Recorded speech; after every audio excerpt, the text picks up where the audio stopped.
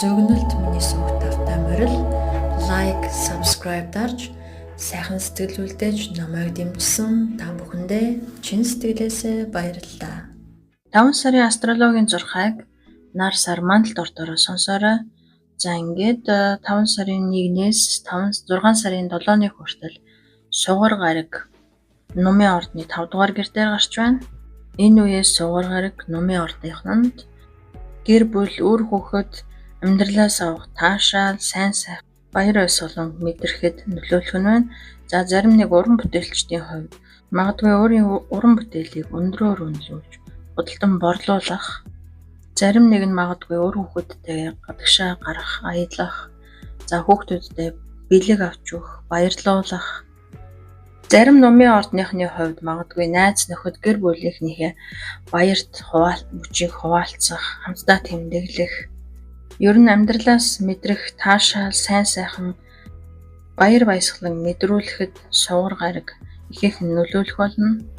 5 сарын 4-өөс 10 сарын 14-ний хүртэл Дэлхийн ван гараг маань буцах хөдөлгөөнд байгаа.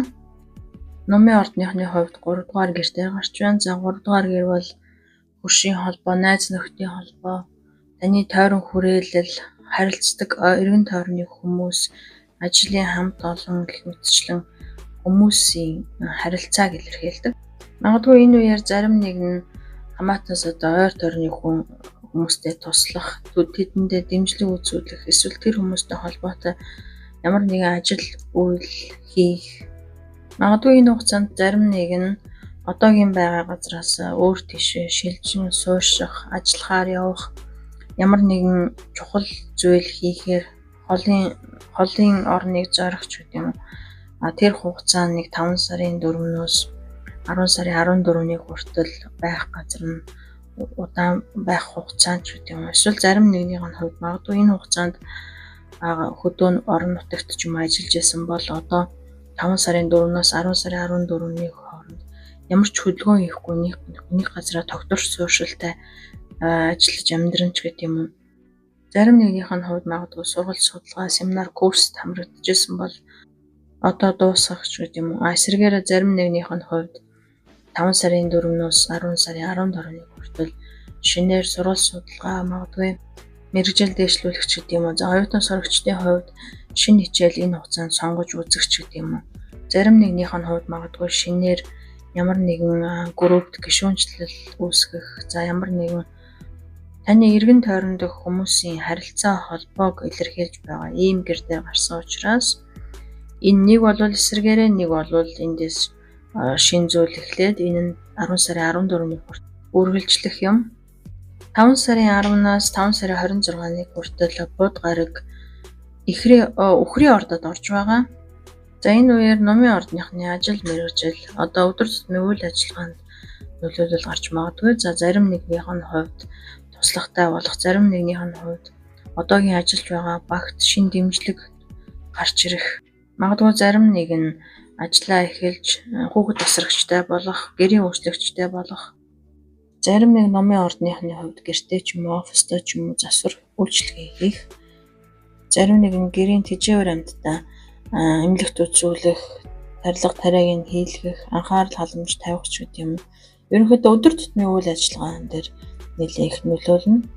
5 сарын 12-нд бүтэн сар хилэнцгийн ордод гарч байгаа. Бүтэн сарны нөлөөллөөр 5 сарын 9-өөс 15-ны хооронд өмнө нь хийж дуусгаагүй байсан зүйлсийг хийж дуусгах. Зарим нэг нь магадгүй ямар нэгэн зүйлийг дуусгахаар шийдэх ч гэдэг юм. 5 сарын 20-нд нар үхрийн орд дээр гарч байна. Энэ нь Нумын ордныхны холбоо харилцаа, гэр бүл, гэрлэлт, гэрээ хэлзээр хийх, эсвэл чухал бичиг баримт хөөцөлдөх зэрэг зүйлүүдээр нөлөөлөл үзүүлэх болно. 5 сарын 26-наас эх 3 жилийн хугацаанд санчир гараг таны одоогийн байгаа газар, эцэг эх, гэр бүл, үр хүүхэд зэрэг зүйлүүдээр эх 3 жилийн туршид нөлөөлөл үзүүлэх нь байна. Тэгэхээр эх 3 жилийн хугацаанд Нумын ордныхан маань үр хүүхдүүдтэй илүү анхаарал халамжаа үзүүлэх, илүү анхаарал тавих, мөн өөртөө илүү их анхаарал тавьж амьдралаас илүү их таашаал, сайн сайхан амьдралын сайн сайхныг олж харах, өөрийгөө олж харах, өөрийгөө хайрлаж эхлэх, хайрлах, зэрэг зүйлүүд дээр илүү их анхаарч эхлэхээр харагдаж байна. Зарим нэг нь магадгүй шинээр хүүхэдтэй болох эцэг эхийн хариуцлага нэмэгдэх, магадгүй 5 сарын 26-ныг хүртэл хэн нэгэнтэй үерхэж байсан бол магадгүй энэ харилцааг улам гүнзгийрч үр хүүхэдтэй болох, гэр бүл болох гэх мэтчил номын ордны өөрийнхөө хариуцлага харилцаагаа илүү их сайжруулах. 5 сарын 28-нд шинэ сар эхрийн орд дээр гарч байгаа. За энэ үеэр синглчүүдийн маань хувьд шинэ хүнтэй танилцах бүрэн боломжтой. Хосуудын маань хувьд харилцаагаа сайжруулах, гүнзгийрүүлэх. За мөн энэ үеэр шинэ зүйлийг эхлүүлэх, шинээр ажилд орох, шинэ төсөлд хамрагдах зэрэг ерөнхийдөө шинэ гэрээ контрактад гарын үсэг зурах ч юм уу. Шинэ зүйлийг эхлүүлэхэд 5 сарын 28-наас хойш илүү их урамтай сайхан байх болно. За ингээд үргэлжлүүлээд Таро мэргийн хамтдаа эзгээ Таро мэргийн нарны ордоор сонсороо. Ажил мэргэжлийн хувьд Knight of Pentacles, Ten of Wands, Two of Wands гарч ирсэн байгаа. За эдгээр картууд маань энэ сард ерөнхийдөө ажил албан тушаалын хувьд тогтвортой байхаар харагдаж байна. За зарим нэгнийх нь хувьд магадгүй ачаалал өндөртэй байж магадгүй. За зарим нэгнийх нь хувьд маш их тууштай шаргуу хөдөлмөрлөх шаардлагатай болж магадгүй юм аа. Тэгсэн хэдий ч за Ten of Wands нь ачааллаа битгий хэтрүүлээрэй гэж зөвлөмөр байна. За зарим нэг номын ордныхны хувьд магадгүй өөртөө хитийцэн их ачаалал авахар харагдаж байна. Зарим нэгнийх нь хувьд Two of Wands бол шинэ боломж гарч ирэхээр харагдаж байна. За тэгээд номын ордныхны хувьд энэ сард ажил амьдралын хувьд бүхнийг зохицуулах гэд ганцаараа зүтгээд байлгүй. Багахан ч гэсэн өөртөө цаг зав гаргаарай. За санхүү мөнгөний хувьд Ace of Cups, World картууд маань гарч ирсэн байна. За энэ сард санхүү мөнгөний хувьд шинэ боломж, ямар ч байсан сэтгэл ханамжтай байхыг илэрхийлж байна.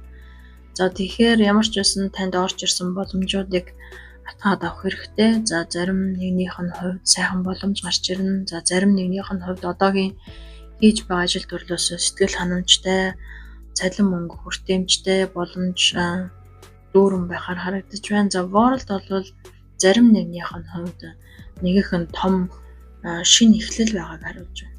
За зарим нэгнийх нь үнэхээр төсөл ажил үүргээ амжилтаагаар гүйцэтгэж орлого мөнгө хүлээн авах.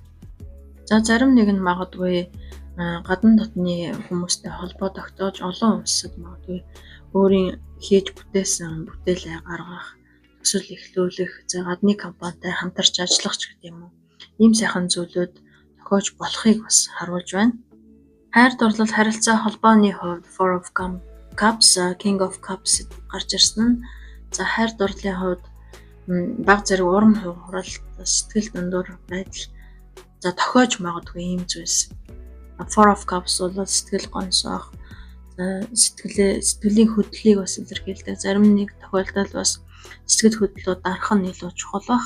King of Cups бол сэтгэл хөдлөлөө маш сайн хянаж чаддаг, өөрийгөө удирдах чаддаг, бусдыг ойлгодог, бусадтай зүйтэй харьцдаг ийм хүнийг илэрхийлж байгаа. Тэгэхээр аль болохоор энэ сард бусадтай зүйтэй харьцахыг хичээгээрэй.